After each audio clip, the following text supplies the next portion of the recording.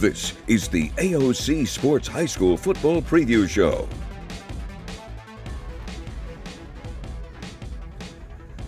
Can we agree it's week 11? We can at least agree it's week 11, right? Week 11. Yeah, week 11. We can agree on that. The last regular season week of Friday Night Rivals here on UTV 44. We're at our usual spot for our pregame show here at AOC. Jim Cox, Dan Brennan, Heather Healy will be along with us in just a second as we get ready for our matchup tonight. McGill-Toolen taking on Saraland. We'll talk with both coaches as we preview tonight's matchup here. Kind of bummed. We always say at this time of year, we just can't believe the season's already flown by. Yeah, it has, and there's been this same theme, and the theme is don't listen to the announcers. They don't know what's about to happen. And last week again, it was not situational. The entire game, it was a throttling by a Baker team that came in 3-5 against a team, Fairhope, that's ranked number 5 in the state. Yeah. Only one loss on the year, and Coach Norman was here saying, "Hey, we gotta win and maybe get some help or whatever." Well, heck, they go from thinking maybe we gotta get some help, whatever. They're 2 seed. They're gonna be number 2 in the region and put Fairhope on the road with the win last week, and they didn't back into it. That was an impressive victory last week for the Hornets. That was first period through the fourth, and their team speed was impressive. Takeaways. Quarterback. Good player, right? Yeah. Very good player. And the takeaways. And so you saw an undisciplined Fairhope team, basically. Ball security was not good in that first half. No, and 3 picks in the first half. So that really doomed them. But the way that Fairhope wilted away in the second half because of the power and speed of Baker was very evident. They're dangerous. I totally agree, and they get to play at home. You're number 2 seed, you get to play at home. Heather Healy was there, and we joked about can the Hornets keep the cannon quiet? Like the Cannons weren't firing all that often last Friday night there. No, and that was good for me because it takes about a week to recover after each cannon is lit. An extra therapy session. Yeah, just a little bit. But Coach Norman during half, it was hard for him to get out, saying all gas, no brakes, and that's really what they were. Yeah. I mean, defensive wise, he did what he said he was going to do: get those turnovers, 3 in the first half. So Pick 6, yeah, it was absolutely good call for Baker. And I think if you'd have told Coach Carter, if you said, all right, here's Josh Flowers, here's what his stats are going to be at halftime. Right. He'd have to think, yeah, we're playing well. We're going to be the lead of that game. I mean, Josh didn't have to do much, and his offense wasn't on the field much in the first quarter at all. And Fairhope's bread and butter is that rushing offense. Yep. And after the first drive, they just really weren't able to string those plays together, probably because of the turnover. Yeah, and you got the punt return for a touchdown as well, and then they had special teams. Baker, very athletic team. Absolutely, and they've been in some close games all year, and now I think they're got to be feeling good where they're at heading into the playoffs. And if you're Fairhope, now you got to rebound, and both of them got tough out-of-region games to close out the season this week, but you got to put that one behind you and get ready to move on to the playoffs. Yeah, no doubt. Now we've got some teams tonight. A couple of teams we've seen this year that obviously are pretty good. Saraland being a very good team. We saw McGill against St. Paul's, and they played very well. Came up short, but they are both. A lot of young talent on both teams. Yeah. Didn't we start with Saraland in week 1? Yeah. Yeah, Saraland and Daphne? Yes, Saraland and Daphne. You win the prize. Thank Way you. to go. I was about to say, look at me pulling that out. But no, we started with Saraland, we end with Saraland. Yeah. Bookends. Yeah. So. Saraland going to be number 2 seed going into the region. We'll talk a little bit about that game they had with Theodore, the great atmosphere out in South Mobile County. And I'm just selfishly just going to say, really would love to see those two meet in the semis to figure out who's going to go to the Super 7. It'd be really great to have that as a rematch down here in the playoffs. That would be super exciting. And then we'll talk about McGill as well. As you said, a lot of young players on this team. And unfortunately, when you've got a region as stacked as you have like this, you're going to have one or multiple good football teams that don't make the playoffs because you just cannibalize each other all throughout the season. McGill has gotten better during the season, and St. Paul's, they were even telling us that was the most physical football team they'd played all year. So a lot of good things at McGill. Saraland, something different level in what their accomplishments could be this year. And we saw it, like you say, in week 1. Yeah, and they're a really young team as well, so this is going to be more great playoff experience for Jeff Kelly and the Saraland Spartans, and it'll be, I'm sure, a great atmosphere up there. Yeah. Senior night, so always will be a great atmosphere as we get ready for that one as well. And sometimes the high school football gods kind of smile upon you. I mean, we've had years where we've gone into week 11 and we said, boy, we've had some dogs of games. Like, just have that. Like, we had one that was a blowout. We had the Williamson Gulf Shores game. Otherwise, we have had a phenomenal schedule all year long. We have, and again, it's always been the element of surprise. You would think by week 11, we'd dismiss all that and have our stuff figured out. You guys say one thing at the beginning of the game, and at the end it's completely different. Well, I don't know if we need you pointing that out. It's one thing if we say it about ourselves. I mean, am I wrong? Someone else piling on. If you want to know how it ends, go watch a scripted drama. Like, go watch TV for an hour. right. Not sports. This is why we all love sports. All right, we'll take a timeout. Get ready for our final matchup of the year here, because we still can't do playoffs live here in the state of Alabama like it's 1979. So we will wrap up our season tonight. Come back, talk McGill-Toolen football as they get ready to match up with Saraland tonight here on Friday Night Rivals.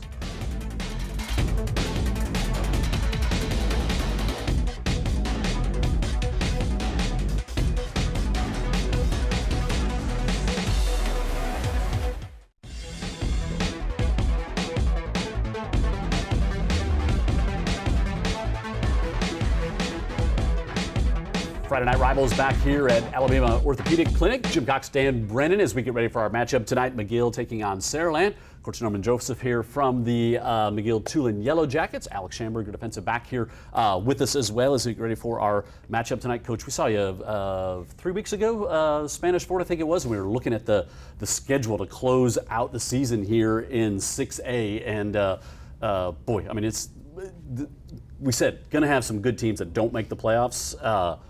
And you're going to end up in that situation. Right. But what a tough battle it's been each week, and you see the importance of every Friday night's game in this region, right? You're exactly right, and that's one thing we share with our team, that every play counts, every game counts, and now we're in a situation where we're not in the playoffs, but we've had a great season, and have an opportunity to work with young men like Alex Schamberger and so many of our other seniors and our underclassmen has been a real honor on my part and a privilege, and it's been a lot of fun. It's been a great season, even though the wins haven't come our way as much as we wanted. It's been a fun season. And nobody's going to feel sorry for you when you have a younger team, especially in a region like this. But boy, you can see the foundation that you are laying there with the younger players coming on, your system really being embraced by everyone at McGill. I mean, the arrow is going in the right direction. There's no doubt about that. Well, thank you. And we feel like that as well. This group of players that we have this year have really bought in. We're excited about where our program is going and who they are and what they're doing, and way our guys represent themselves on campus and off campus, and I'm glad you see where the arrow is going as well. So thank you so much for recognizing. We were able to see it in one game, and that was the game against Spanish Fort, where you guys just did not quit, and the odds were not with you, and yet you saw a team that wasn't paying attention to the scoreboard. You were just executing, making big plays, rotating the two young quarterbacks. There was a lot to take. Some fabulous wide receiver play as well. There were some really great things to take away from that game that just opened our eyes. Yeah. Well, and speaking of that ball game, that was the first game that we put Alex at wide receiver, even though his main area is playing in the secondary, and what a great leader he is and what he's done. He's one of the most unselfish players I've ever coached, and so you look at what Alex Schamberger does and what he brings to the table. Here's a young man that plays every defensive snap. We move him on offense. He plays receiver for us, catches a couple passes, including a touchdown pass. He is on several special teams for us. Caught a fake punt that we ran in that ball game, and gave us a first down, gave us a burst to go on down and score, and so we're proud of guys and proud of Alex Schamberger and the rest of the team of players that we have that act just like him. But you'd have it no other way, right? You want to be on the field for every snap, offense, defense, special teams, right? Yes, sir. Yes, sir. So I mean, football's in your family history. I mean, talk a little bit about kind of how you've remembered football growing up? Your dad, a coach, now on the staff at McGill. Well, growing up, I've always wanted my dad to come coach me. So now that he has the opportunity now, it's been a lot of fun just having him around and coaching me and doing what he can to make me better every single day. We saw him on the sidelines for BC Rain, some really good BC Rain teams. You don't even remember that, right? I don't. It was a long time ago, I guess. It's back in the late 60s. No.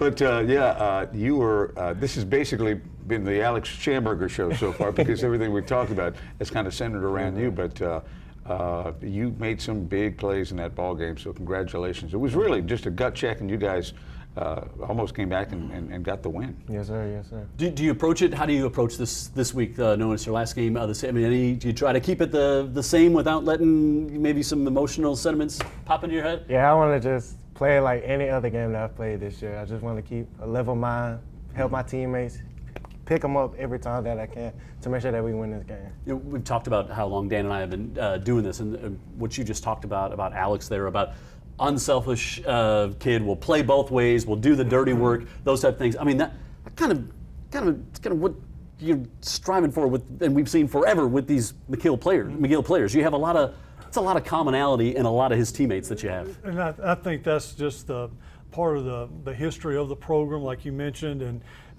guys that want to play, that want to contribute, that want to add to the long history that McGill-Toolen has in football, and then you take a guy that's talented that adds to, not only has that desire and wants to play and wants to be involved in all the plays, but also has tremendous talent, and that's where Alex comes in and helps us. Fun fact, you recruited Coach Jeff Kelly to Southern Miss when you were coaching, and we never got to see how good could he sling it in high school? He could spin it. Let me just tell you, he could spin it. I bet he still can. And I'm sure he can. So a lot of fun history between the two coaches that we talked about. I think we did this game last year as well, and that's where we kind of learned about that. So excited to see your team. Alex, be safe out there. When we come back, we'll talk about the Saraland side of the story as they come into tonight's game with just one loss on the season as they get ready to move on to the playoffs, and we'll talk all about that coming up right after this from AOC.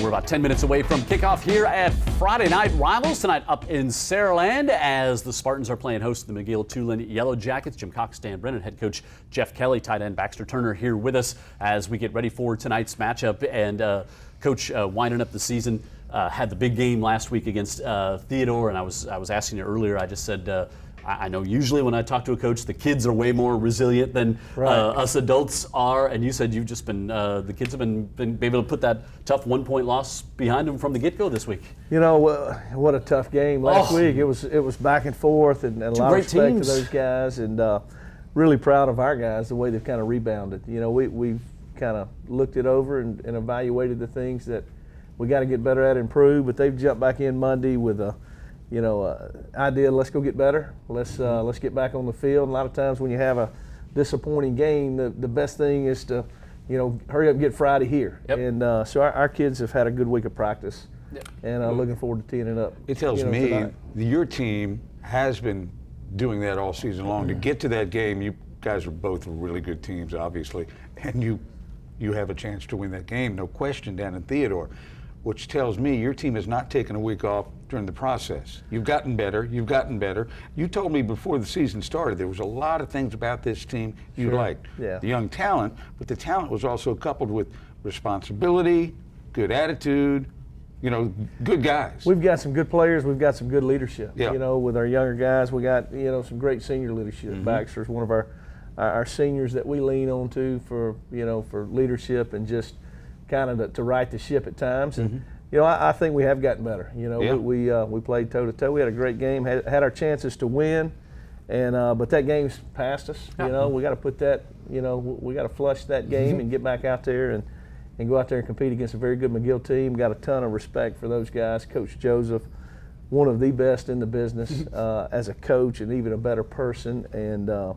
It's going to be senior night tonight. We get a chance to honor our 14 seniors, and all of our other seniors involved in the different programs, and it's a chance for us to play at home. We only have 4 home games during the regular season this year, so we're excited about playing tonight for those reasons. Also to kind of turn the page from last week too. And we talk about this sometimes when you're in a program like you are, Baxter, and you have big goals and aspirations. Sometimes it's easy to kind of not see the forest of the trees and not enjoy the one moment, like senior night. Like, want to really make sure you enjoy this one game, take this one night, and really enjoy it and embrace everything about it. I'm guessing, right? Yes, sir. We worked really hard, and there's 14 of us, and we've had a lot of friends come in and out, and this group's kind of tight, and we've been together through a lot, and we're still hoping to keep it rolling and keep it going, and we got some more work to do. Yeah, you've had work to do all year long because a lot of this team is very young, Baxter. Talk about being a senior on a team that's got a lot of young talent, and have they been a work in progress, or have they been towing the line from the beginning? I've heard young a lot this year, and every time I roll into practice, I never think of young. I can name sophomores and juniors out the wazoo, just all kinds of guys. And every time I come to practice, they're focused, they're ready to go. We don't really have to get them in the mindset of, okay, let's get ready. Let's put last week behind us. I mean, they're hungry. Mm-hmm. They want to win. They want to win now, and they're just ready to go. And I've never just. You see a lot of young guys and you see their minds, but it just doesn't feel like that when we're on the field. Yeah, there's some of them that don't look really young between the lines either when they're out there playing. But what that also, I think that speaks to the culture that's been built at Saraland and the kind of the legacy that the seniors pass down. Maybe sometimes not even realizing they're doing it, but they've set the standard very high. That's a great point. You come in as a young guy, you've got examples of guys that's been in it like Baxter, those other guys that have set that expectation, and if there's no other option for them, they figure it out. And this group, as a total, is a great mix. We've got older guys, younger guys, juniors, all those kind of things that we really don't talk about it. I know a lot of other people talk about it, that kind of stuff, but it's we're just out there trying to go win a ball game and try to get better each week. How proud are you to see Baxter say what he just said, which was really impressive? Well, it is so impressive, and that's a great example of the kind of young man that he is, and that's one of the reasons why our young guys have been able to mature so quickly, because they got guys like Baxter to just watch, and how they practice and how the consistency, the day in and day out stuff, and games come and go, wins come and go, that kind of stuff. But to see young men, carry themselves like our guys makes you really proud as a coach. And mean it. And mean it, without a doubt. Will you be able to take a moment and enjoy the senior night and reflect a little bit before the game? We've talked a bunch about that this week. This is really important to me. It really is. There's a lot of different things that make high school activities, athletics so awesome. We talk about homecoming. I may not be the biggest fan of homecoming, but I want to celebrate senior night. Yep. Because those guys pour into our younger players. They pour in our program to kind of make it what it is with our football players, but also our cheerleaders, our band members, all those. Friday nights are special because of the students, of the community, and it's these guys here that help make our place what it is. Take a moment and enjoy it. We certainly will. Stick around, Baxter. Jeff will see you on the field in just a few minutes as we get ready for our matchup tonight. Heather Healy's going to come in, talk with the two young men, have our Wendy's Giant of the Week, as well as Friday Night Rivals gets ready for tonight's matchup in Saraland between the Yellow Jackets and the Spartans.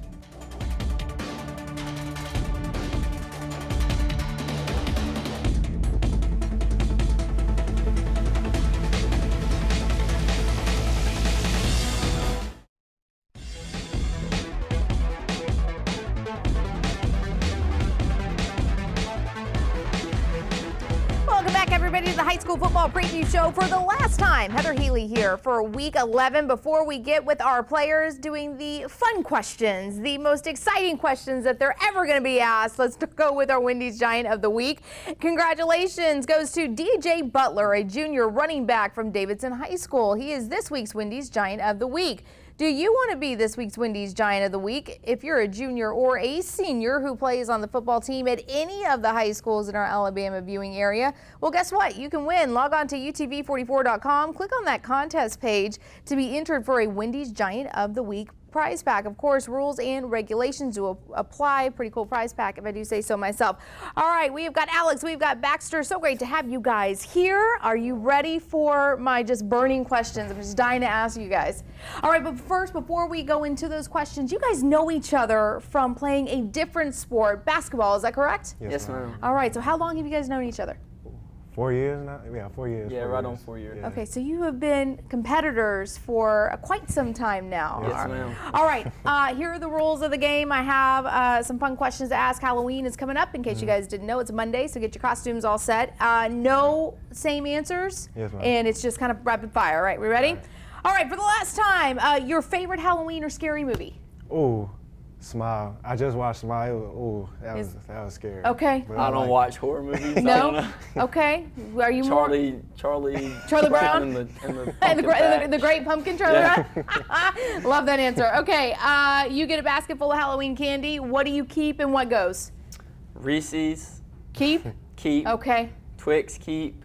Oh, yeah. Regular M&M's gotta go. Okay. Gotta go. Regular M&Ms. Gotta Okay. What about you? Most underrated candy, candy corn. I'm keeping that in there. What? I love I was about to say, candy if you were corn. saying Reese's was going to go out, I was going to make you get kicked out. But candy corn, I love candy Dude. corn. It's my favorite candy. okay, all And right. then, ooh, I gotta let go of Tootsie Rolls. I can't. I don't like Tootsie Rolls. Gosh, but you like candy corn. Yes, ma'am. We gotta, okay, that's another conversation. Okay, you're stuck in a room with a movie villain. Who's that villain? Joker. Joker, okay. Oh, movie villain. Yeah. There's Freddy Krueger, there's Chucky. Yeah, Freddy Krueger. Freddy I say Krueger, Freddy okay. Krueger. Let me see, are we gonna carve or paint a pumpkin this year? I probably won't be touching any pumpkins. Okay, no pumpkins this year. What We're about you? carving pumpkins. You're carving pumpkins. Are you a good carver? Yes, ma'am. You're a good carver. All right. I wish I could say the same. All right, guys. Thank you so much for playing those fun questions. Have a safe Halloween. Have a safe game tonight. Play fair. Be safe. And good luck tonight to both of you guys. All right. Until next year, we're going to send it now to the booth with Dan and Jim.